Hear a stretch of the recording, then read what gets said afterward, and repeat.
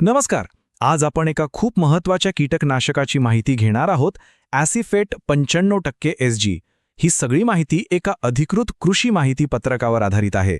चला सोप्या भाषेत या कीटकनाशकाबद्दल सगळं काही समजून घेऊया. हे बघा, आपण जे काही बोलणार आहोत ते अधिकृत माहितीपत्रकाच्या आधारावर आहे. याचाच अर्थ ही माहिती एकदम पक्की आणि विश्वासार्ह आहे. आणि कीटकनाशकांसारख्या महत्त्वाच्या गोष्टींबद्दल खात्रीशीर माहिती असणं खूप गरजेचं आहे, नाही का? चला तर मग सुरुवात करूया ओळखीपासून. ॲसिफेट 95% एसजी म्हणजे नेमकं आहे तरी काय? ते कोणत्या रासायनिक गटात मोडतं आणि ते दिसतं कसं? तर ॲसिफेट 95% एसजी हे ऑर्गॅनोफॉस्फेट या रासायनिक घटातलं एक कीटकनाशक आहे. पण यातले 3 शब्द खूप महत्त्वाचे आहेत: अंतर्प्रवाही, स्पर्शजन्य आणि पोटविष. हे शब्दच या कीटकनाशकाची खरी ताकद सांगतात. पुढे आपण पाहूच की याचा अर्थ काय आहे. आणि याचं स्वरूप म्हणजे हे बाजारात दाणेदार स्वरूपात मिळतं. एसजी म्हणजे सॉल्युबल ग्रॅन्युल्स. याचा शेतकऱ्यांसाठी सोपा अर्थ असा की हे दाणे पाण्यात टाकल्या लगेच आणि पूर्णपणे विरघळतात. म्हणजे फवारणीसाठी मिश्रण बनवणं एकदम सोपं. ओके, तर आता येतोय सगळ्यात इंटरेस्टिंग भाग. हे औषध किडींना मारतं, पण नेमकं कसं? त्याची किडींवर हल्ला करायची पद्धत तरी काय आहे? चला पाहूया. इथेच याचं रहस्य दडलंय. याची ताकद तिहेरी आहे. पहिलं, अंतर्प्रवाही म्हणजे फवारल्यावर औषध झाडात शोषलं जातं आणि लपून बसलेल्या किडींपर्यंत पोहोचतं. दुसरं, स्पर्शजन्य म्हणजे औषध किडीच्या अंगाला लागलं तरी कीड मरते. आणि तिसरं, पोटविष म्हणजे किडीने औषध फवारलेला भाग खाल्ला की तिचा खेळ खल्लास. आणि या तिन्ही पद्धतींचा शेवटचा परिणाम काय होतो? तर हे की कीटकनाशक थेट किडीच्या मज्जासंस्थेवर म्हणजे नर्वस सिस्टमवर हल्ला करतं. यामुळे किडींना अर्धांगवायू होतो आणि त्या काहीही करू शकत नाहीत. आता एक अतिशय महत्त्वाचा विषय, सुरक्षितता. कोणतंही कीटकनाशक वापरताना हे माहिती असलंच पाहिजे की ते किती विषारी आहे. आणि हो, बाजारात ते कोणत्या नावाने मिळतं. तर हे कीटकनाशक मध्यम विषारी या गटात येतं आणि याची ओळख आहे पॅकिंगवर असलेला निळा त्रिकोण. कोणतंही औषध घेताना हे चिन्ह तपासणं खूप महत्त्वाचं आहे. लक्षात ठेवा, निळा त्रिकोण म्हणजे मध्यम विषारी. बाजारात गेलं की वेगवेगळ्या कंपन्यांची वेगवेगळी नावं दिसतील, जसं की हेम्प, सिफेट, अचूक 95 वगैरे. पण गोंधळून जायचं नाही.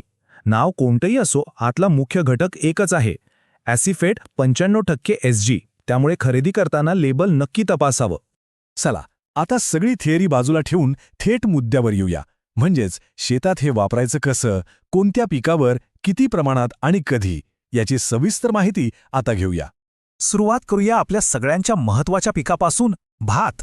भातावर येणारा पिवळा खोड किडा, पाने गुंडाळणारी अळी किंवा तपकिरी तुडतुडे या सगळ्यांवर हे प्रभावी आहे. प्रमाण लक्षात ठेवा. प्रति हेक्टर 592 ग्रॅम औषध 500 लिटर पाण्यात मिसळून फवारायचे. प्रमाण अचूक तर परिणामही अचूक. आणि ही गोष्ट तर अजिबात विसरायची नाही. फवारणी केल्यानंतर तब्बल 30 दिवस पीक काढणीसाठी थांबायचं आहे. हो, पूर्ण 1 महिना. याला प्री हार्वेस्ट इंटरवल म्हणतात. आपल्या सगळ्यांच्या आरोग्यासाठी हा नियम पाळणं बंधनकारक आहे.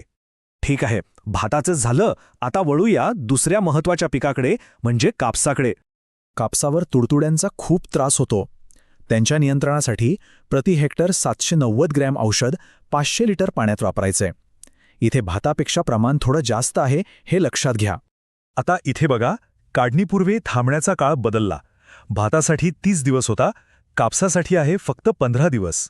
प्रत्येक पिकासाठी हा नियम वेगळा असतो आणि तो काटेकोरपणे पाळलाच पाहिजे.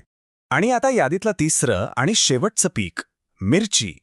मिरचीवर तर हे एकदम मल्टीटास्कर आहे. फुलकिडे, मावा आणि फळ पोखरणारी अळी या सगळ्यांवर एकच उपाय. प्रमाण कापसाइतकंच आहे, प्रति हेक्टर 790 ग्रॅम. आणि इथे सगळ्यात जास्त लक्ष द्या. मिरचीसाठी काढणीचा काळ आहे फक्त 7 दिवस. कारण मिरची आपण थेट खातो, त्यामुळे फवारणीनंतर बरोबर 7 दिवसांनीच तोडणी करायची. यात अजिबात हलगर्जीपणा करून चालणार नाही.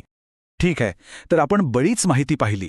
आता जाता जाता एकदा पटकन महत्त्वाचे मुद्दे पुन्हा एकदा डोळ्यांखालून घालूया, म्हणजे ते कायम लक्षात राहतील. तर काय लक्षात ठेवायचं? 1. हे भात, कापूस आणि मिरचीसाठी एक जबरदस्त कीटकनाशक आहे. 2. याची ॲक्शन तिहेरी आहे. 3. हे मध्यम विषारी आहे आणि याची ओळख आहे निळा त्रिकोण.